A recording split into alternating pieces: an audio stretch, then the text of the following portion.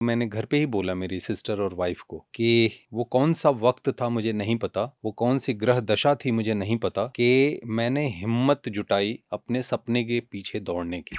Sir मेरे को एक और इसका सीन याद आ रहा है, सेकंड एपिसोड में शायद तक हरिया एक ब्रेक कर रहे होते हैं वॉल एंड पीछे एक पूरा मोनोलॉग चलता है, वॉइस ओवर चलता है about the whole situation going on and somewhat what I feel is आपकी जर्नी भी वैसी थी कि that you broke the wall, आप एक बिल्कुल एकेडमिक्स बैकग्राउंड से आ रहे हो, then you came to acting.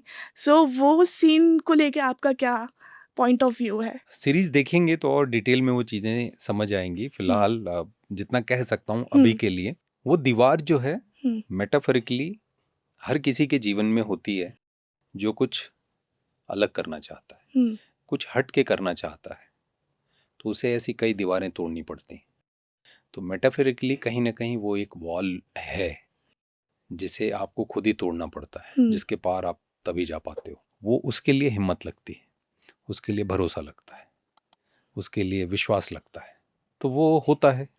वो दीवार मेरे भी लाइफ में अलग अलग स्टेजेस पे अलग अलग तरह की दीवारें थी।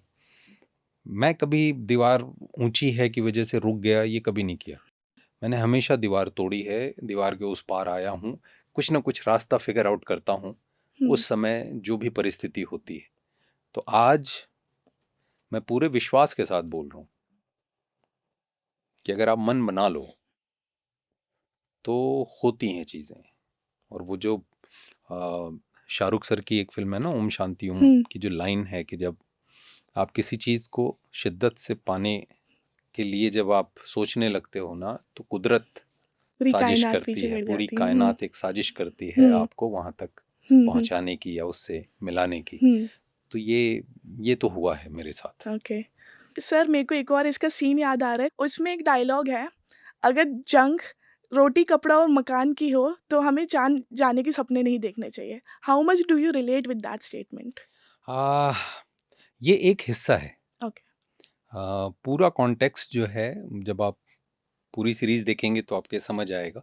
अक्सर होता ये है, हमें हमारे आसपास बहुत सारी ऐसी सिचुएशंस फेस करनी पड़ती है जहाँ पे बहुत लोग ये कहते हैं कि तुम्हारी ज़रूरतें बुनियादी जो हैं वही पूरी नहीं हुई हैं, तो इतने बड़े सपने मत पालो।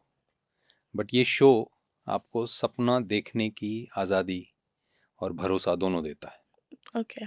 तो अगर आपकी रोटी कपड़ा और मकान की जंग है तो भी चांद पे जाने के सपने पालो, क्योंकि तभी कुछ कमाल होता है।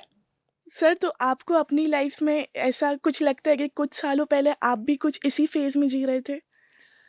हाँ बिल्कुल, मतलब कुछ नहीं, बहुत क्लियर है और सच है कि एक दौर था और अब एक वक्त है।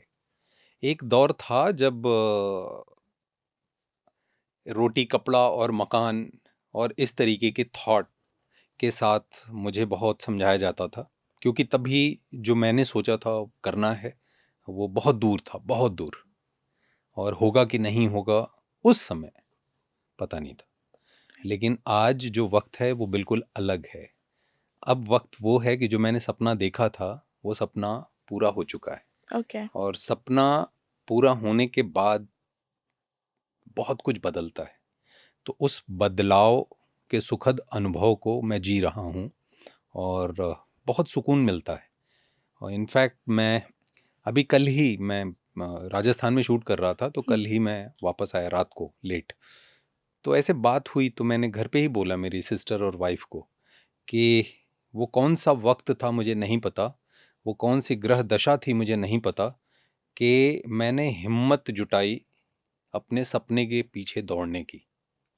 और कितना सही डिसीजन था वो, कि हुँ, मैं, क्या कुछ चल रहा है आसपास उसको मैंने पैमाना नहीं बनाया, उसको मैंने देख के अपना निर्णय नहीं लिया था।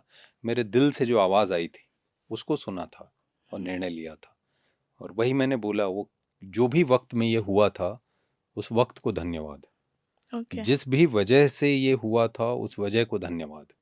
हुँ, क्योंकि आज जो दुनिया में जी रहा हूँ वो उसी एक निर्णय की वजह से हुई थी, जिसमें मैंने अपने सपने को देखा था, उसके पीछे जाने की सोची थी।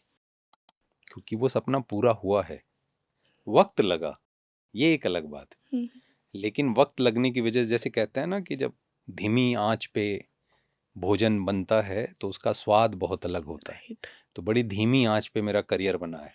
तो मेरे करियर को जब मैं पीछे जाके देखता हूँ तो मुझे बहुत सारे अनुभव मिलते हैं जो मुझे काम आते हैं as an actor. Thank you for watching this full clip और मैं आपसे वादा करता हूं कि इसका फुल पॉडकास्ट भी देख के आपको काफी मजा आने वाला है। Link in the description.